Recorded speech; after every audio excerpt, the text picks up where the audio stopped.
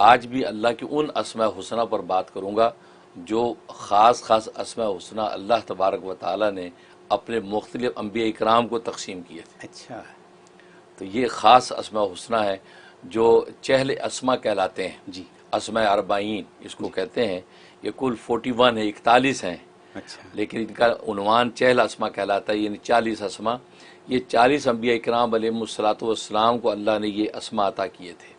ठीक, और ये अस्मा अल्लाह ने अपनी इसमें ज़ाती के तौर पे किए थे कि अल्लाह का इसमें ज़ात है जो एक नबी को दिया गया था, और उस नाम के विरद से अल्लाह तबारक व तआला उस नबी की तरबियत फरमाते थे।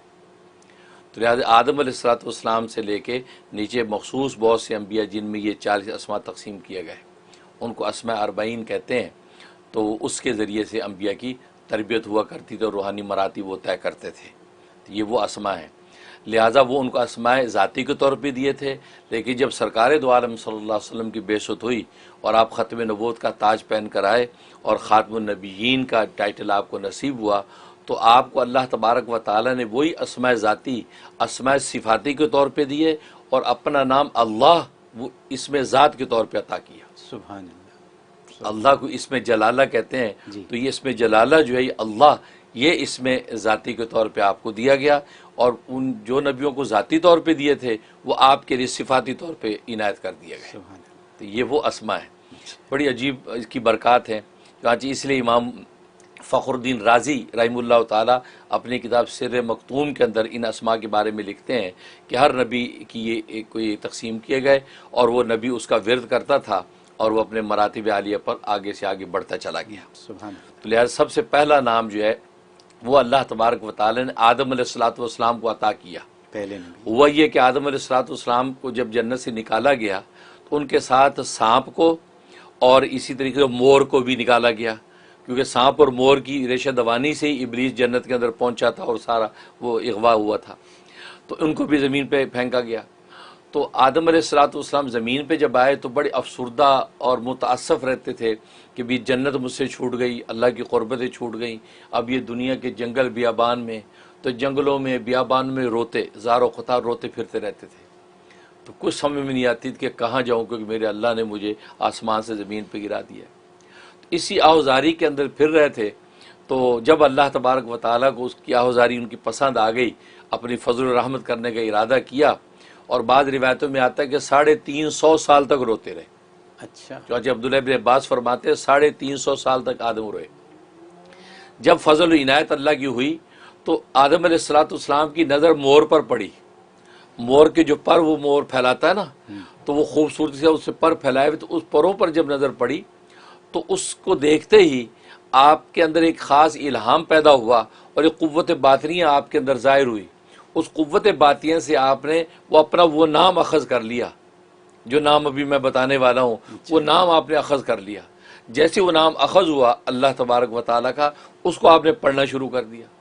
अब जब पढ़ना शुरू किया तो पढ़ते पढ़ते क्या हुआ कि आलम बाला के सारे पर्दे हट गए और आदम अलैहिस्सलाम को अपना असल मुकाम नज़र आ गया जो उनके लिए मुतय्यन किया हुआ था।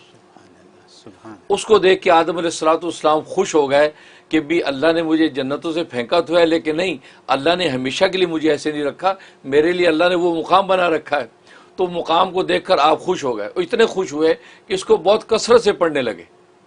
इतनी कसरत से पढ़ने लगे कि जो मलाइका अल्लाह ने इन नामों के लिए मुतय्यन कर रखे हैं, इन नामों की खिदमत के लिए, इन नामों की जो है रूहानी तरक्की के लिए, वो मलाइका आदम अलैहिस्सलाम के पास आ गए और हर मुश्किल में आदम अलैहिस्सलाम को मशवरा देने लगे और हर बात में रहनुमाई करने लगे।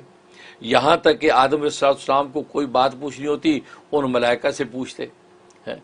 इस तरीके से वो ताल्लुक़ कायम हो गया और आदम अलैहिस्सलाम वो उसका विरद करते रहे। यहाँ तक कि ऐसा नज़म कायम हो गया कि जब भी दिल करता था, ये अफसुर्दा होते थे उस कुर्बत से दूरी की वजह से, तो ये इसका विरद करते तो आलम बाला पे वो मकाम उनको नज़र आ जाता था, वो उस मकाम को अपने देख के उनको खुशी इत्मीनान हो जाता। ये वो नाम है जो आदम अलैहिस्सलाम को सबसे पहले अता किया गया और फिर उन्होंने जब कसरत से पढ़ा उससे अल्लाह तबारक व तआला उनकी परवरिश की, उनकी रूहानी परवरिश और तरक्की के मदारिज इस नाम की बरकत से तय होते चले गए।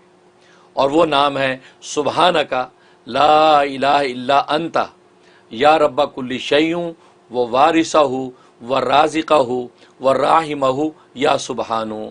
सुभान अल्लाह। अगर ये हमारी टीम वाले स्क्रीन पे दिखा सकते हो तो स्क्रीन पे भी दिखाया जा सकता है ताकि लोगों को आसान हो, क्योंकि लंबा नाम है। सुबहानका ला इलाहा इल्ला अंता, जैसे है ना ला इलाहा इल्ला अंता सुबहानका इन्नी कुन्तु मिनज़ ज़ालिमीन, तो सुबहानका पहले है, सुबहानका ला इलाहा इल्ला अंता, फिर उसके बाद या रब्बा कुल्ल शैइन व वारिसहु व राज़िक़हु व राहिमहु या सुबहानु, कि ए अल्लाह तेरी ज़ात पाक है, तेरे सिवा कोई माबूद बरहक नहीं है। या रब्बा कुल्ली शई, हर चीज़ को ए पालने वाले, वारिस और ए हर चीज़ के वारिस, व राज़िक़ और हर चीज़ को रिज़्क़ देने वाले, व राहिम और हर चीज़ पर रहम करने वाले। उसके बाद के या सुबहानु, ए पाकज़ात। ये वो मुबारक नाम है जो आदम इस्लाम को मिला और उनकी अल्लाह ने परवरिश की, और इसके बड़े अजीब व गरीब फ़ज़ाइल हैं। और ज़ाहिर है कि मैं ये समझता हूँ कि ये नाम हर पैगम्बर को बतौर इसमें आज़म मिला, क्योंकि ज़ाहिर है उससे उनके तरीक़े मदारिज हुए। इसके बड़े फ़वाइद हैं। इसका एक सबसे बेहतरीन फ़ायदा ये है कि कोई दीनी या दुनियावी कोई भी आपकी मुहिम, कोई हाजत, कोई मुश्किल आपको दरपेश है, तो आपने इसका विर्द शुरू करना है इतवार के दिन से। इतवार के दिन तुलुए शम्स के वक़्त, जैसे तुलुए शम्स होता है, तुलुए शम्स के वक्त ज़ाहिर है कि नमाज पढ़ना मना है, जिक्र की इजाज़त होती है, उस वक्त आपने इसका विर्द शुरू करना है। और ये 24 टाइम पढ़ना है। अच्छा। 24 टाइम पढ़ना है, और अव्वल आखिर एक एक मरतबा सूरह फातिहा पढ़ना है। अच्छा। और उसको बिस्मिल्लाह मिला के पढ़ना, यूँ बिस्मिल्लाहिर्रहमानिर्रहीम अल्हम्दुलिल्लाहि रब्बिल आलमीन आमीन तक। तो उसके बाद ये इसका विर्द करना 24 टाइम। विर्द करने के बाद फिर सूरह फातिहा पढ़नी है, बिस्मिल्लाहिर्रहमानिर्रहीम अल्हम्दुलिल्लाहि रब्बिल आलमीन आमीन तक। ये मुकम्मल करने के बाद अब हाथ उठा के दुआ करनी है। दुआ के अंदर ज़ाहिर है कि सलातो सलाम पढ़ा जाएगा, दुरूद शरीफ पढ़ा जाएगा, और दुरूद शरीफ के वसीले से अल्लाह से अपनी हाजत मांगनी है।